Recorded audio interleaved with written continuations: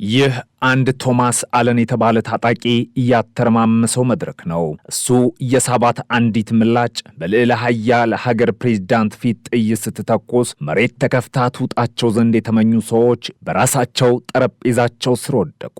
ፕሬዝዳንት ትራምፕ በዝግጅቱ ላይ ቁጭ ብለው ሲታዩ ያላንዳች ጠባቂ ወደ አዳራሹ የገቡ ዘና ብለውም የሚታዩ ይመስሉ ነበር። ይሁን እንጂ እየነቁ የበቁ ደግሞም ሕይወታቸውን ሊሰውላቸው የተዘጋጁ ጠባቂዎቻቸው ከጥይቱ ባልተናነሰ ፍጥነት ደረሱና ከበቧቸው። አንዱ ጠባቂያቸው እኔ ላይ ትተኩሳለህ እንጂ አለቃዬንስ አትነካውም በሚል በሙሉነት ደረቱን ሰጥቶ እሳቸውን ሸፈነ። ሌሎቹ ከያሉበት ወጡ።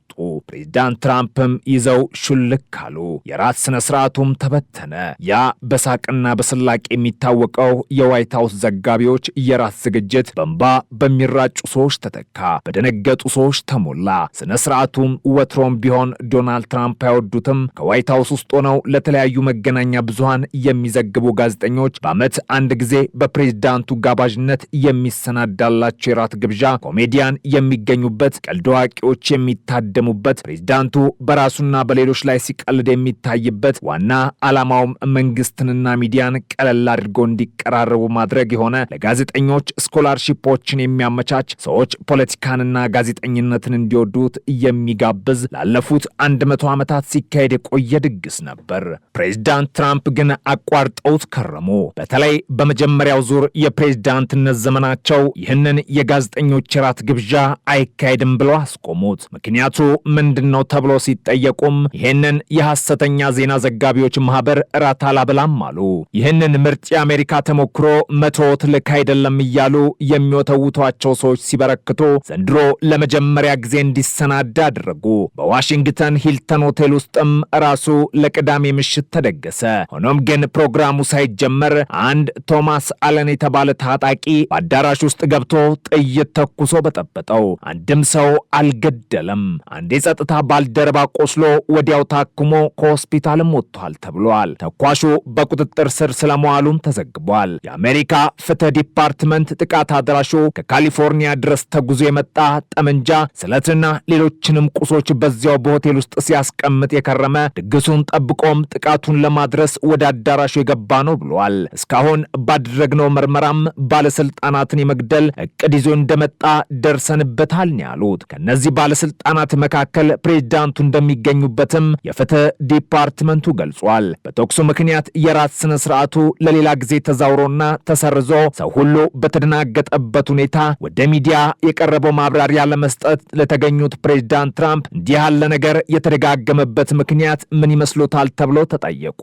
እንደ አንዳንድ ኋላ ቀር መሪዎች ሙያቸውን ተጠቅመው የተሰማሩ የማታ ወይም የቀን ጅቦች አሊያም የሌሊት እንስሶች ሊገድሉኝ ስለወሰኑ ያመጣሁትን ለውጥ ሊያጨናግፉ ወዘተ ስለነበር ነው። እናንተም ወጥታችሁ እርምጃ ውሰዱ ሲሉ አልተደመጡም። ተረጋግተው መለሱ። በእሳቸው ላይ ብቻ ያጋጠመ እንዳልሆነ በማንሳት ደጋፊዎቻቸውንም ሆነ አገራቸውን ለማረጋጋት በሚሆን አንደበት ተናገሩ። ጥሩ ድግስ ነበር። እኔ ስለ ግድያ ሙከራዎች አጥንቻለሁ። እናም ልነግርህ የምችለው ነገር ከፍተኛ ተጽዕኖ ፈጣሪ የሆኑ ሰዎች ማለትም ብዙ የሚሰሩ እንዲህ ያለ ነገር ያጋጥሟቸዋል። የአብርሃም ሊንከን ታሪክ ማየት ትችላለህ። እንዲህ አይነት ሁኔታ ውስጥ ያለፉትንና የተገደሉትን ሰዎች በሙሉ ተመልከት። ትልቅ ተጽዕኖ የሚፈጥሩትንና ብዙ ስራ የሰሩት ሰዎች ናቸው ጥቃት የሚሰነዘርባቸው። ብዙ የማይሰሩትን ሰዎች ግን ጥቃት አድራሾች አይነኳቸውም፣ ምክንያቱም ሁኔታው እንዲቀጥል ይፈልጋሉ አሉ። ፕሬዝዳንት ትራምፕ ልክ ናቸው። የግድያ ሙከራ የተደረገበት የመጀመሪያው አሜሪካ ፕሬዝዳንት እሳቸው አይደሉም። ከዓለም ሁሉ የዳበረ የጸጥታና ጥበቃ ስራ አላት ተብላ የምትታመነው አሜሪካ 4 ፕሬዝዳንቷን በነፍሰ ገዳዮች አጣለች። 13 ጊዜ ሌሎች ቆስለውባታል። በጥቅሉ ከ45ቱ ፕሬዝዳንቶቿ 17 በገዳዮች ኢላማ ውስጥ ገብተው ሞተውም ቆስለውም ታሪካቸው ተመዝግቦላቸዋል። በስልጣን ላይ ያሉ ከተገደሉትና ቆስለው ከተረፉት በተጨማሪ እንደ ዶናልድ ትራምፕ የቀድሞ ፕሬዝዳንት እየተባሉ በሚጠሩባቸው ዘመናት በጥይት አረር ተመተው የቆሰሉ አሉ። ደጋግሞ የቆሰሉ፣ አንድ ጊዜ በተተኮሰባቸው ጥይትም ቆስለው በሌላ ጊዜም እየተገደሉ አሉ። እኔ የመጀመሪያ አይደለውም ያሉትን ፕሬዝዳንት ትራምፕ መነሻ አድርገን ሌሎቹ እነማን ነበር የሚለውን በዚህ ዝግጅት አለፍ ብለን እንመለከታለን። ጥር 29 ቀን 1835 በእነሱ አቆጣጠር አንድ ዋርደን ዴቪስ የተባሉ የአሜሪካ ፓርላማ አባላት በድንገት ሕይወታቸው አለፈ። ድንገተኛው ሞታቸው ብዙዎችን ያስደነገጠም ነበር። እና በዚያው አባል ሆነውበት በኖሩበትና ካፒቶል ተብሎ በሚጠራው የአገሪቱ ተወካዮች ምክር ቤት ግቢ ውስጥ የአስክሬን ሽኝት ስነ ስርዓት ይደረግላቸው ዘንድ ቀጠሮ ተያዘ። በዕለቱም ፕሬዝዳንት አንድሪው ጃክሰን ተገኙ። በዚህ ስነ ስርዓት ላይ ታዋቂ ሰዎችና ባለስልጣናት ብቻ ሳይሆኑ ስርዓት የሆነ የመረረው የሚሆነብኝ በፕሬዝዳንት ጃክሰን ፖሊሲ ምክንያት ነው ብሎ ያሰበ አንድ ሪቻርድ ላውረንስ የተባለ ብስጭ ወጣት ጠመንጃውን አንግቶ በካፒቶል ህንፃ ግቢ ተገኝቷል። እናም አፈሙዙን ፕሬዝዳንት ወዳሉበት ቦታ ዞሮ ምላጩን ሳበ። አላገኛቸውም። በፍጥነት ደገመ። አሁንም ሳታቸው። ላውረንስ አልቀናውም። ወዲያውኑ ተይዞ ተከሶ ፍርድ ቤት ሲቀርብ የአእምሮ ህመምተኛ ስለሆንኩ ነው አለ። ከዚያ በኋላም በአእምሮ ህሙማን ማገገሚያ ውስጥ እስኪሞት ድረስ እንዲኖር ተደረገ። የአሜሪካ ፕሬዝዳንቶችን መግደልና ወደ እነሱ ላይ መተኮስ እንደሚቻል ያሳየው የመጀመሪያው ሰው አንድሪው ላውረንስ ሆነ። ሰባተኛውን የአሜሪካውን ፕሬዝዳንት ለመግደል በትውልድ እንግሊዛዊና አሜሪካዊ ሪቻርድ ላውረንስ የተሞከረው ግድያ ሳይሳካ ከቀረ በኋላ በአሜሪካ ፕሬዝዳንቶች ተመራጭና እጩ ፕሬዝዳንቶች ላይ ግድያ ማቀድና መተግበር እንግዳ ነገር መሆን አበቃ። ከአንድሪው ጃክሰን ቀጥሎ የግድያ ሙከራም ግድያ የተደረገባቸው ሌላኛው ፕሬዝዳንት ባርነትን ያስቀረው አሜሪካን አንድ ያደረገው አሜሪካን የገነባ የሚባል ፕሬዝዳንት ትራምፕ ስማቸውን ጠቅሶ የዘከሯቸው አብርሃም ሊንከን ናቸው። ሊንከን በሰው እጅ የተገደሉ የመጀመሪያው የአሜሪካ ፕሬዝዳንት ናቸው። ፕሬዝዳንት መሆናቸው ከታወቀ በኋላም ገና ዋይት ሃውስን ሳይረከቡ ባለሲመታቸውን በሜሪላንድ ግዛት ውስጥ ወደምትገኘው ባልቲሞር ለማድረግ ወደዚያው ተጓዙ። የካቲት 23 ቀን 1861 ባለሲመቱን ወደሚፈጽሙበት ቦታ ከደረሱ በኋላ አንድ ፒከርተን የተባለ ሰው ያደራጃቸው ሴረኞች ሊገድሏቸው ሲሉ ተይዘዋል። ከ3 ዓመታት በኋላም በነሐሴ 1864 ግን የከፋ ሙከራ ተፈጸመባቸው። በዛው በዋይት ሃውስ ግቢ ፈረስ ጋልቦ እየተጓዙ እያለ ማንነቱ ካልታወቀ አንድ ተተኳሽ የተላከች ጥይት ባርኔጣቸውን ይዛ ሄደች። እሳቸው ምንም ጉዳት ሳይደርስባቸው ለጥቂት ተረፉ። ዶናልድ ትራምፕ ላይ ባሳለፍነው ዓመት እንደተደረገው ጥቂት ጨረፍታ እንኳን ሳያገኛቸው ባርኔጣ ገብረው ከሞት አምልጠው በዓመቱ ሚያዝያ 14 የተተኮሰባቸውን ጥይት ግን ባርኔጣቸውን ሳይሆን ነፍሳቸውን ወሰደ። ነገሩ እንዲህ ነው። አብርሃም ሊንከን ስልጣን ከያዙ በኋላ በተከፈተው ፎርድስ ቲያትር ቤት አንድ አወር አሜሪካን የተባለ ተውኔት ይቀርብ ነበር። ፕሬዝዳንቱም ይህንን ድራማ ለመመልከት ወደ ቲያትር ቤቱ ለመሄድ ቀጠሮ ያዙ። ይህንንም አንድ ጆን ቡዝ የተባለ ሽጉጥ ለማቡዝ በአብርሃም ሊንከን ሐሳቦች የማይስማማ የሚያስፈልገን ፌዴሬሽን ሳይሆን ኮንፌዴሬሽን ነው ብሎ የሚያምን ባሪያ ደግሞ ከመቼ ወዲህ ነው ሰው ሆኖ ከኛ እኩል የሚሆነው ብሎ የሚናደድ ሚገር ከኛ እኩል የሚሆነው በምን ሰበብ ነው ብሎ የተቆጣ ግን ደግሞ በዘመኑ ዝነኛ የነበረ የቲያትር ተዋናይ ነው። በዚያች ሚያዝያ 14 ማለዳ ላይ በዲያሪው ላይ ባሰፈረው ጽሑፍም እንዲህ ሲል አስቀመጠ። ሁሉም ፍላጎቶቻችንና የትግል አጀንዳዎቻችን እየተሸነፉ ነው። አንዳች ወሳኝና ትልቅ ተግባር መፈጸም ይኖርበታል። ማስታወሻው ላይ ያሰፈረው መልእክት ነበር። ይህ ከመሆኑ አስቀድሞ እንደሱ ያሉ ሰዎችን አሰባስቦ ስምሪት አከፋፍሏል። የውጭ ጉዳይ ሚኒስትሩን በመኖሪያ ቤታቸው፣ ምክትል ፕሬዝዳንቱን በሆቴል እንዲገደል ወስኖ ይህንን የሚያደርጉ ሰዎችን አስታጥቆ አሰማራ። ሊንከንን መግደል ደግሞ ለራሱ የተሰጠው ተልዕኮ ሆነ። ቀኑ እየመሸ የቲያትር መመልከቻው ሰዓት ሲደርስ ፕሬዝዳንት ሊንከን ባለቤታቸውን ሜሪ ሊንከንንና ሌሎች የቤተሰብ አባላትን እንዲሁም ወዳጅ ቤተሰቦችን ይዘው ለመሄድ ጋበዙ።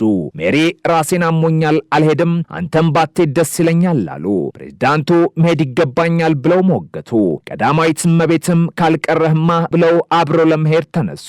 ባለቤታቸው ብቻ ሳይሆኑ 12 የአሜሪካ ፕሬዝዳንቶችን በማገልገል 50 ዓመታት በዋይት ሃውስ የቆዩት የግል ጠባቂያቸውም ክሩክም የዛሬው ቲያትር ቤቱ መርሃ ግብር ቢቀርስ ብለው ጠይቀው ነበር። ሊንከን ግን እንደምገኝ ከተናገርኩ በኋላ ህዝቡም ሆነ ሚዲያዎች ይጠብቃሉ፣ እመጣለሁ ብሎ መቅረት ቃላባይነት ነው ብለው ተነሱ። ወደ አዳራሹ ሲገቡም ሞቅ ያለ አቀባበል ጠበቃቸው። ሊንከን ከባለቤታቸውና ከሌሎች ባለስልጣናት ቤተሰቦች ጋር ሆነው ወደ አዳራሹ ከመግባታቸው አስቀድሞ ሊገላቸው የወሰነው ቡዝ በቲያትር ቤቱ ተገኝቷል። ብዙ አልኮልም ሲጠጣ ውሏል። እሱ በዚህ ቲያትር ቤት ቤተኛ ነው። መድረኩንም ተዋንያኑንም ያውቃቸዋል። ጓደኞቹ፣ የሙያ አጋሮችና የሥራ ባልደረቦቹ ናቸው። ሆኖም ብስጭት ያዘለውን በቀል ያነገበውን ፖለቲካዊ ፍላጎቱን አልጠረጠሩም። ወገን ነው፣ ባልደረባችን ነው ብሎ በማመን ገና በጊዜ ሳይፈተሽ ከነሽጉጡ እንዲገባ ተደርጓል። እሱም ጥበቃውን በዛም የጠነከረ እንዳልሆነ ተገንዝቧል። በእርግጥም የሊንከን ዋና ዋና ጠባቂዎች በለቱ አልነበሩም። እናም እንደ ተመልካች ወደ አዳራሹ ዘለቀ። ለፕሬዝዳንቱ ከተያዘው ቦታ አቅራቢያ እንዲመቸው አድርጎም ራሱን አስቀመጠ። ቡዝ ቲያትሩን ከዚህ በፊት አይቶታል። የትኛው ጋር እንደሚያስቅ የትኛውም ጋር እንደሚያሳዝን በሚገባ ያውቃል። እናም በሰው በሳቅ በሚያስካካበት ወቅት ሽጉጡን ለመተኮስ ወስኗል። ቲያትሩ ለታዳሚያኑ መቅረብ ሲጀምርና በተለይም ባህሪ ዋውክ የሚተውነው ቃለ ተውኔት መደመጥ ሲጀምር ሰው በሳቅ መንከትከት ጀመረ። ራሳቸው ሊንከንም እየሳቁ ባለበት ሰዓት ቡዝ ምላጩን ሳበ። በግራ ጆሮ ግንድ ስር ወደ ጭንቅላታቸው የተተኮሰው ጥይት ወደ ውስጥ ገባ። ኢላማውን በትክክል እንዳወቀው ቡዝ ሽጉጡን ጥሎ እነ ሊንከን እንደተቀመጡበት ከነበረው የአዳራሹ የላይኛው መቀመጫ ላይ ዘሎ ወረደ። ቢላ በእጁ ይዞም ጮኸ።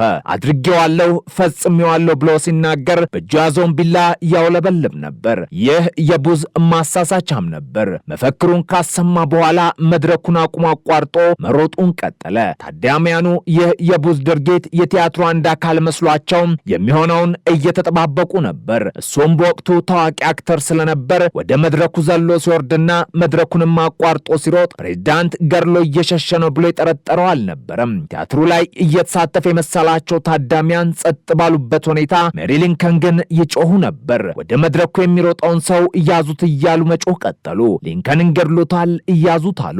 የሚሰማቸው ልብ ያላቸውም አልነበረም። ይህንንም የቲያትሩ አካል አድርገው የተመለከቱት ሰዎች አልደረሱላቸውም። ጆን ቡዝ መድረኩን አልፎ በተዋንያን የመልበሻ ክፍል በኩል ባለው የኋላ በር ሮጦ ወጣ። የደረሰበትም አልነበረም። ሊንከን ወድቋል። የ26 ዓመት ወጣት ቡዝ መድረኩን አቋርጦ ሲሮጥ ደቡብ ተበቅሏል፣ ደቡብ ነጻ ወጥቷል እያለ ይናገር እንደነበር በኋላ ላይ ሰምቶ ተዋንያን ተናግረዋል። ሊንከን ወዲያውን ሕይወታቸው አላለፈም። በማግስቱ ሆስፒታል ውስጥ እያሉ ነበር ሞታቸው እውን የሆነው።